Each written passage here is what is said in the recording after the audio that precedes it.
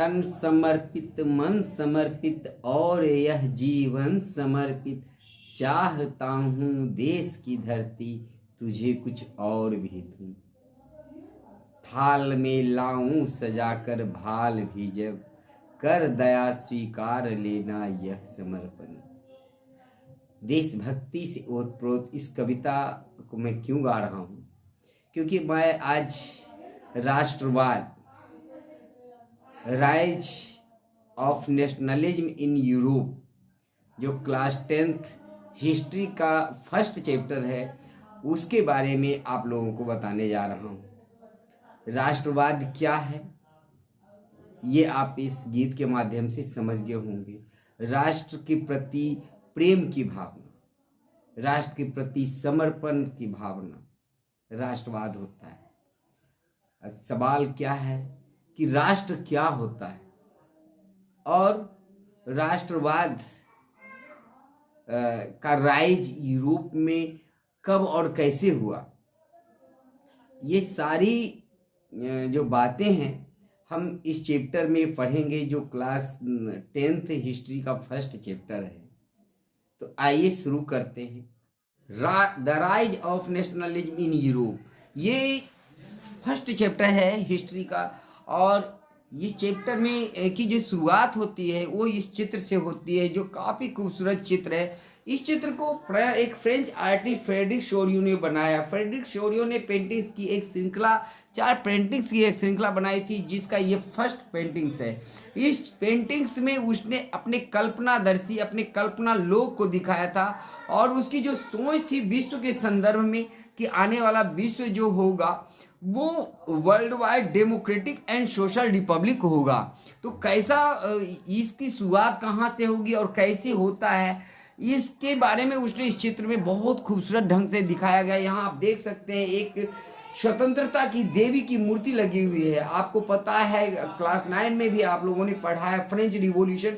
French revolution में ये आपने देखा होगा या आपको पता है कि वहाँ के जो लोग थे वो स्वतंत्रता को एक पर्सोनिफिकेशन किए थे एक फीमेल के रूप में। तो यहाँ भी आप अमेरिका में भी जो स्वतंत्रता की देवी है उसको देख सकते हैं। तो उनके एक हाथ में टॉर्च है और दूसरे हाथ में मानव अधिकारों का घोषणा पत्र है।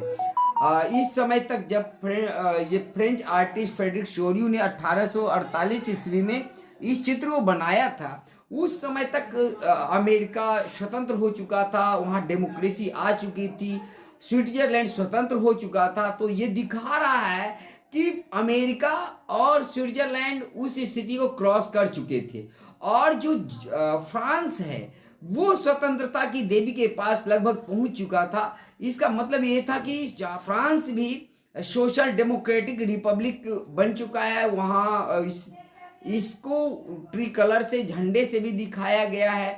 उसके बाद जो अन्य सभी देश हैं, जर्मनी है, इंग्लैंड है, यूके है, वो सारे देश के लोग लाइन में लगे हुए क्रॉस कर रहे हैं। इसके साथ साथ आप यहाँ देख रहे हैं कि जो एंजल्स हैं, प्रभु यीशु मसीह हैं, जो प्रीस्ट है, वो सारे लोग दुनिया के इन सभी देश के दुनिया के लोगों को अपना आशीर्वाद दे रहे हैं। बगल में आप देख सकते हैं यहाँ पर जो बहुत सारे जो मोनार्किज्म थे उसके अवशेषों को फेंका गया है कचरे बना करके, जैसे राजा के मुकुट हैं या जो मोनार्किज्म के जो भी अवशेष हैं उसको ये नीचे में अवशेष में कचरे के रूप में दिखाया गया है।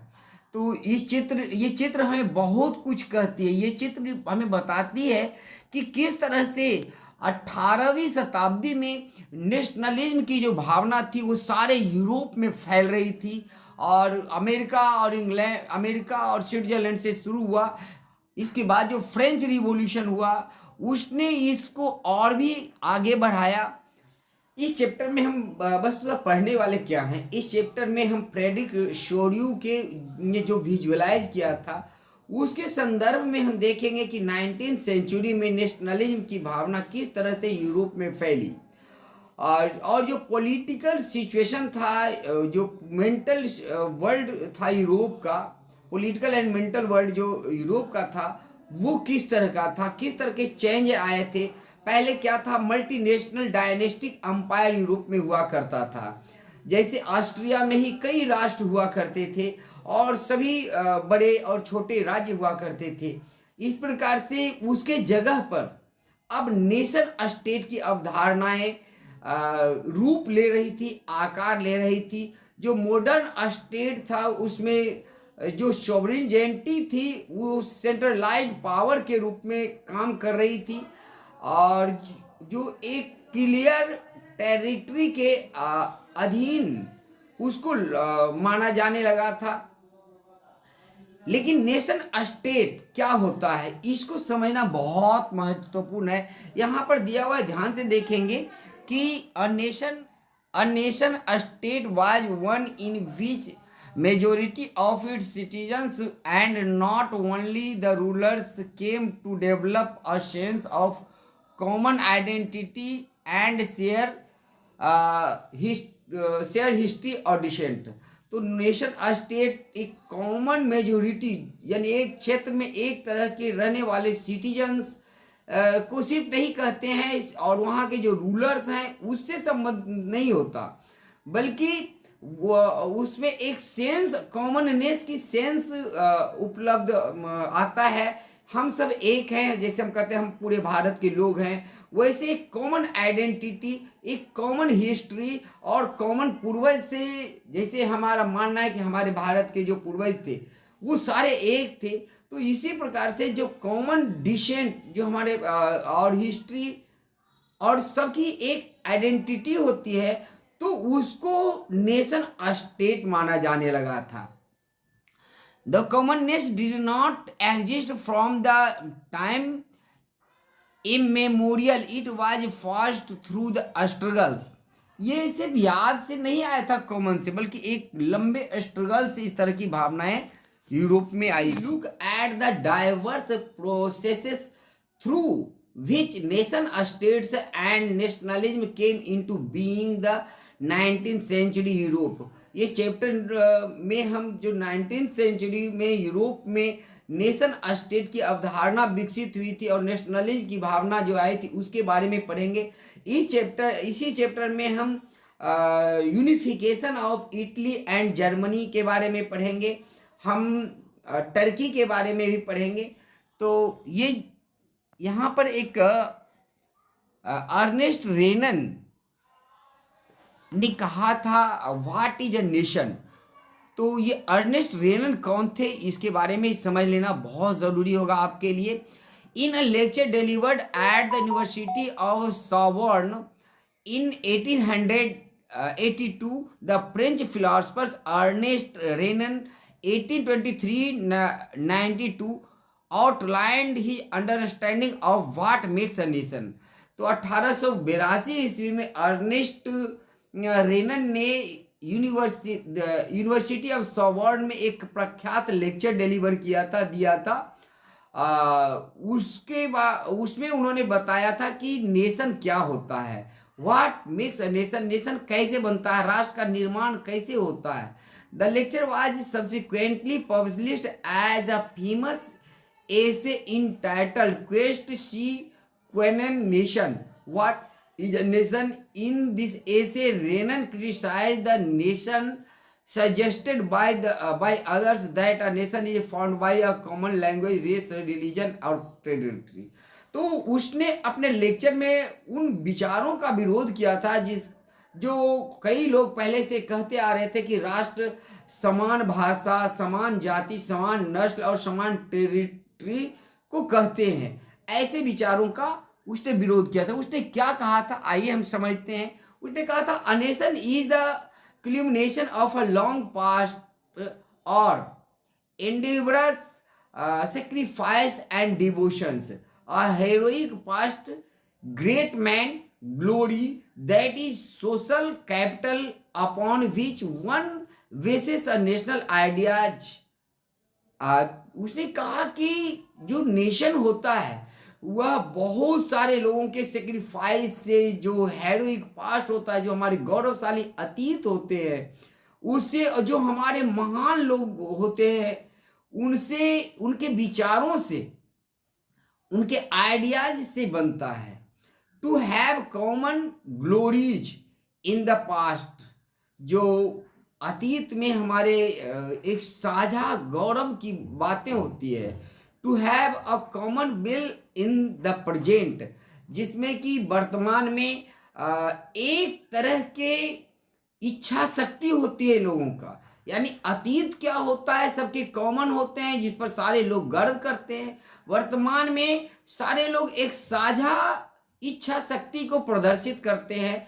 To have performed great deeds together, सभी एक साथ अच्छे काम को परफॉर्म करते हैं। To wish to perform still more, these are essential conditions of being a people. जो लोगों के एक होने के लिए जो उन कंडीशन होते हैं वो महत्वपूर्ण होते हैं। सबकी इच्छा शक्ति जो होती महत्वपूर्ण होती है।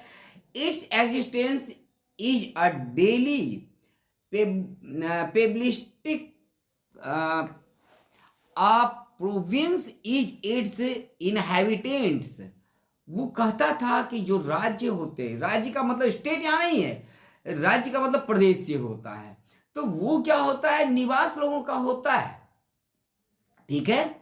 Its existence are daily province its inhabitants if any has the right to be consulted it is the inhabitant a nation. तो जो प्रोविंस होता है, अगर कोई भी आदमी उससे संबंध रखता है, वहां निवास करता है, तो वो स्टेट होता है। A nation never has any real interest in annexing or holding on to a country against its will. कोई भी राष्ट्र किसी भी दूसरे राष्ट्र को पर आधिपत्य जमाने में की इच्छा शक्ति नहीं रखता है, कभी भी नहीं रखता है, ऐसा मानना था अर्नेस्ट रेनन का। The existence of Nations is a good thing. राज्य का होना एक बहुत ही अच्छी चीजें होती है। अ नेसेसिटी इवन, यहाँ तक कि वह अच्छी ही नहीं बल्कि जरूरत भी होती है। The existence is a guarantee of liberty. State का होना स्वतंत्रता की गारंटी होती है। Which would be if the world has only law and only one matter. तो नेशन वह होता है जिसमें सिर्फ एक तरह के कानून होते हैं और एक तरह के वहाँ के जो मैटर मालिक जो होता है, सिर्फ नेशन में एक मालिक होता है और एक ही तरह के कानून चलते हैं, तो उसे नेशन कहा जाता है। यहाँ एक वर्ड है plebiscite, direct vote by which all the people of a region are asked to accept or reject proposals. यहाँ देखिए एक वर्ड आया है प्लेबिसाइट्स। इसका मतलब होता है कि लोगों से ये कहना कि वो किसी भी प्रस्ताव को स्वीकार करें या फिर उसको रिजेक्ट कर दें। तो इसका एग्जिस्टेंस होना चाहिए, लोगों के पास ये पावर होना चाहिए। तो इस वीडियो में इतना ही। हमने इस वीडियो में फ्रेडरिक चोरियू के चित्रों की चर्चा की। इसके साथ साथ स्टेट क्या होता है, राज्य क्या होता है, इसको भी हमने समझा, और जो रेनन ने स्टेट के बारे में कहा उसको भी हमने समझा। तो इस वीडियो में इतना ही। आप हमारे साथ बने रहें, जल्द ही मैं इसके अगले पार्ट भी लेकर के आऊँगा। अगर आप हमारे चैनल पे न्यू हैं तो इसे सब्सक्राइब कर लें और अपने दोस्त के बीच में शेयर करना ना भूलें। Thanks for watching, have a good day.